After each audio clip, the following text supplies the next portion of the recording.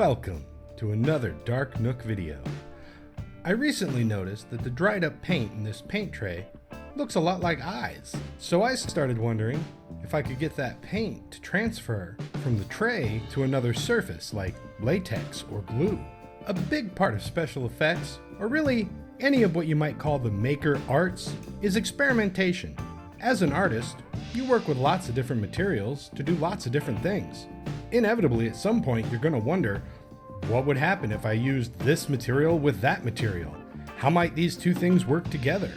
Or, as in this case, you may notice something and wonder, what materials would work best to make use of it? You can use cotton balls with latex or glue to make some pretty good, cheap, and simple eyeballs. You just have to be careful not to crush the cotton ball when you're covering it in latex or glue. And I also remembered I've got hot glue. Hot glue might work for this, and I have hot glue that glows in the dark. So glow-in-the-dark hot glue might make a really cool looking eye that would glow in the dark.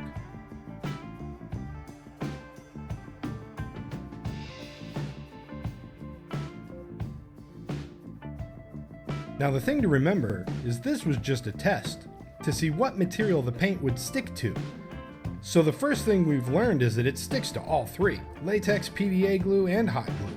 So this is already a win. We've gained useful information. Now, there are some bubbles, and these are far from perfect, but these are just proof of concept to see if it works. And we now know that the paint will let go of the tray and stick to the PVA glue, it will stick to the latex, and it'll stick to the hot glue. So now it's just a matter of refining the painting techniques to get the look that we want. Now it's time to see if we can do this on purpose by adding paint to the tray and letting it dry. I paint on a zombie gray haze for the eyes, and I paint the pupils and then pour on some watered down color.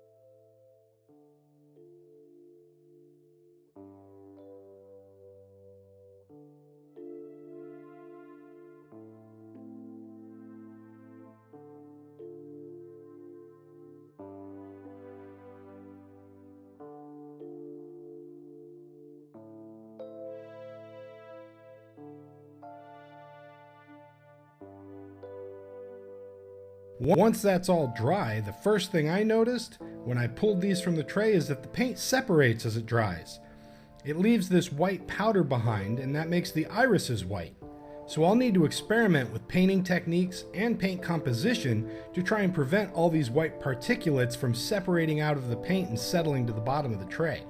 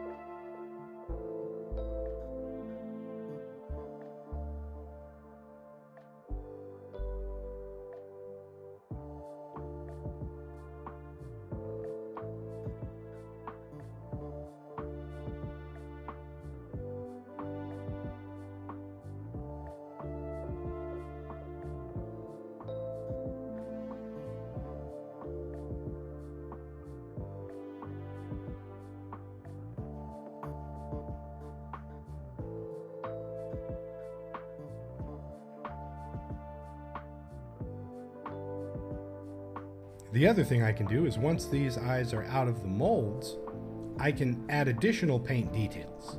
I can paint on the pupil or use a wash to darken the iris. I could paint on veins or do any number of things to change the look of the eye. Now that I know this process works, from here on out it's just a matter of refining the process to get a better result. And at some point in a future video, you're gonna see some of these eyes pop up and be in a prop that I'm making, because this methodology has a lot of potential.